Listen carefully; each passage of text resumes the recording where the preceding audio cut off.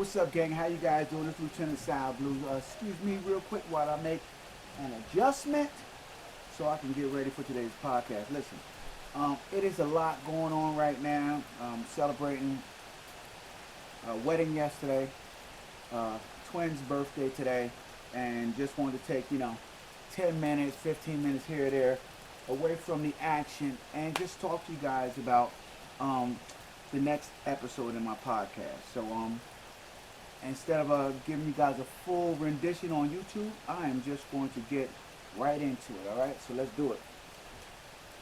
What's up, gang? How you guys doing? It is Lieutenant Sal Blue, 28-year law enforcement veteran and the author of the top 25 mistakes en route to the good life, coming at you today with episode 75 of my daily podcast. That's right, I am in episode 75 already. Can you believe this, guys? So, when I began this podcast, basically, I guess in the beginning, I wasn't really thinking about um, the full direction of where I wanted my podcast to know. I knew I had an idea in my podcast where I wanted to help people to achieve the life that they want, right? I wanted to help people who were making some of the same mistakes that I made don't go down that path, because what I realized was the path that I went down was a very, very painful path that scarred me beyond belief. And it was all self-induced mistakes, right? And the reason why I say self-induced mistakes is because these mistakes could have been avoided. They could have been avoided, man. But because of the fact that at a certain age in your life, you really think you got it nailed, right? You really think you know it all. And I think it's a huge variation. Some people think that they figured the path out and they know it all. And other people are so confused about the path that they don't try it all, right? So I wasn't the individual that wasn't going to try it all. I was the guy who said, you know something, I think I got this. I think I got this, right? And so I forged the path to go ahead and achieve the life that I thought that I wanted to achieve. And I was wrong. I was wrong, and it didn't set me back 1 year. It didn't set me back 2 years. It set me back about 10 to 15 years of my life, right? And a full whole 28-year career that I cannot get back. And I'm not saying I didn't have a good career, right? I'm saying sometimes when you make a bunch of bad decisions, you are forced into a path that then eventually you have to make right for yourself in order to survive your life. And that is what I did, right? So because of my bad decisions, I forced myself into a path, right? And most of that force was because of me being afraid to make the right decision at the right time when it was time to make those decisions. And the reason why I was afraid is because, guess what? I was not asking the people who knew more, who knew that I should make this decision and when I should make this decision, right? So I made that mistake, and I don't want you guys to make the same mistake. Growing up, when I was little, everything was luck or superstition, right? Nobody forged their path on their own. Everything was luck or superstition. In my circle, obviously I was in a very, very bad circle of influence when it came to creating the life that I want. Because listen, there was nobody around me even thinking about creating the life that they wanted. They were just imagining, hoping, dreaming, constantly playing the lottery every day, 2-3 times a day to achieve the life that they want. And they were not doing that. They were not getting that, and they based their entire existence on hope that never came. If they weren't basing it on hope, guess what they were basing it on? They were basing it on luck, guys. So they were basing their existence of how their life was going to turn out on the luck of the draw, right? On the luck of the draw. Hopefully, it'll turn out. Not let me do this hard work, this proven path, and create the life that they want. No, that's not what they were doing. They were basing it on luck, and I don't want you guys to do that.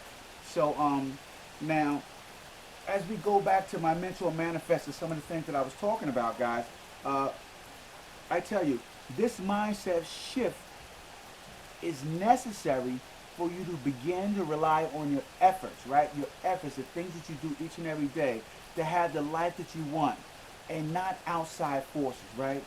Not outside mystical forces or luck. So one of the questions that I asked people, and it was asked to me to help me begin to shape and guide my path based on my efforts was, where did the myth come from, and why has it become so popular amongst the masses? And that is the myth of luck, guys. This myth I'm talking about. It's that luck. Luck only comes to people who are prepared for the obstacles that they may come across in advance. That's what I call luck, right? So what some people see as luck, I see as hard work and dedication toward a craft, but guided dedication, not just out there randomly doing things, right? Because as you guys learned before, over and over again, I tell you guys, if you're out there and you're randomly doing things, majority of time, you may succeed, but it's going to cost you the most valuable asset, and that is your time. See, we can't afford to waste time because nobody knows when the next moment's going to come where you won't be around to give that effort. Your time's up. Your ticket is punched, guys. And so you have to treat every day as if it is highly valuable when it comes to creating the life that you want, right? When you don't understand this, you rely on the unknown to help you achieve the unknown, guys. You don't know what you want to achieve, and you don't know how you want to achieve it. So that is how you go through your life. And when you go through your life that way, guys, what you begin to do is you begin to become discouraged, right? You become discouraged because what I see, and most people, many people is, right? They try something and it doesn't work out. They fail, right? So they have an idea of something that they want to achieve in their life. And so they call themselves going for it, right? I'm going to go for what I want. You know, this is what I want. This big goal that I seen somebody have on Instagram or Facebook or TikTok or YouTube or Twitter or TV or Netflix or whatever you saw, right? So something put that idea into your head, right? And so now, just based on what you've seen on the outside, you want to have that type of lifestyle. You want to live that type of lifestyle. And not even knowing or doing any deep investigation on your own of what that lifestyle is like. But you want it. And guys, that is okay. It is your life to choose to have whatever lifestyle you want.